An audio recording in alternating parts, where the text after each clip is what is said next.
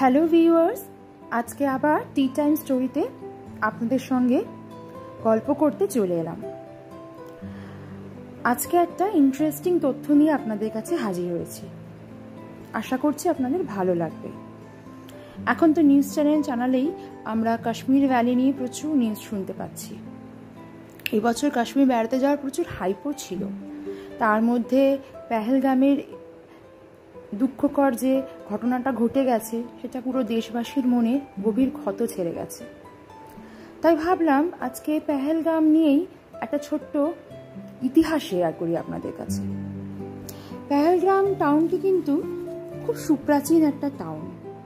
এর যোগ আছে পৌরাণিক গ্রন্থগুলিতে এবং শক্তি পুরাণে, শিব পুরাণে। পেহেলগামে মামাল মন্দির বা মামালেশ্বর মন্দির বলে একটি শিব মন্দির আছে, যেটা লিডার নদীর তীরে অবস্থিত, প্রায় 2200 মিটার উচ্চতায়। এই মন্দিরটি 1600 বছর পুরনো মন্দির, প্রায় 400 এডির কাছে।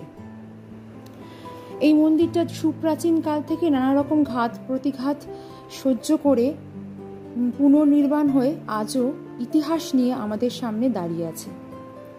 12টা জ্যোতির্লিঙ্গের চতুর্থ জ্যোতির্লিঙ্গ হচ্ছে এই মামালেশ্বর জ্যোতির্লিঙ্গ।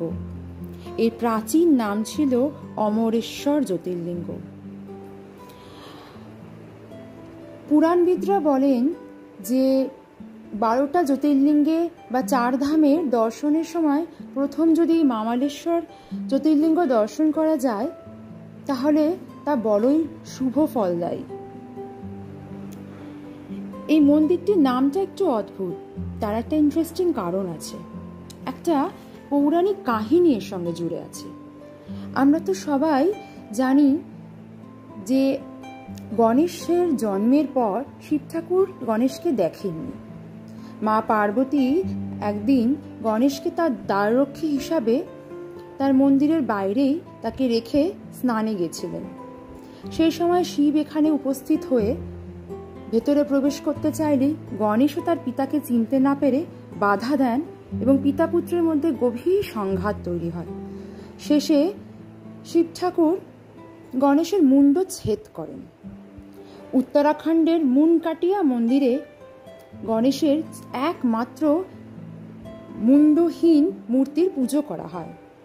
কথিত আছে শিব গণেশের যুদ্ধ সেখানেই হয়েছিল এবং গণেশের মুন্ডচ্ছেদ সেখানেই হয়। এরপর পার্বতীর অনুরোধে শিব ঠাকুর গণেশের মাথায় একটি হস্তি মুন্ড স্থাপন করেন। এই হস্তি মুন্ডটাই পাওয়া গেছিল পেহেলগামের এই মামালেশ্বর মন্দিরে। এই জন্যে এই মন্দিরটির নাম হয় স্তন্যপায়ী, যার অর্থ ম্যাম ডোন্ট এবং ম্যালগো। ইন্টারেস্টিং না? এটা আমার জানা ছিল না। আশা করি আপনাদেরও এটা শুনে ভালো লাগলো, নতুন কিছু তথ্য পেলেন।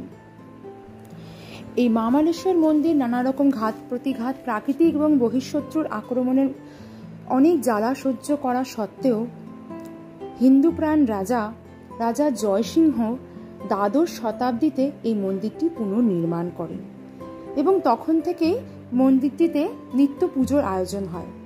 সকাল 5টা থেকে 5:30টার মধ্যে প্রভাতে প্রথম আরতিটা হয়। আজও তীর্থযাত্রীরা কাশ্মীর ভ্যালিতে গেলে পেহেলগামে অবশ্যই এই মন্দিরটি দর্শন করে পুণ্য অর্জন করেন। এইটা কাশ্মীরের এত বিশৃঙ্খলা এবং টিভি নিউজ দেখে পেহেলগামে নানা রকম নিউজ শুনতে শুনতে আমার মনে হলো যে এরকম তথ্য আপনাদের সঙ্গে শেয়ার করি। আসলে পেহেলগাম জায়গাটা খুব সুন্দর। সেখানে অনেক ঐতিহাসিক স্থপতি এবং নানা রকম জায়গা ছড়িয়ে ছিটিয়ে রয়েছে। বর্তমানে ট্যুরিজম প্রচণ্ড আঘাত পেয়েছে। স্থানীয় মানুষদের রুজি রুটির ওপর প্রচণ্ড চাপ সৃষ্টি হয়েছে।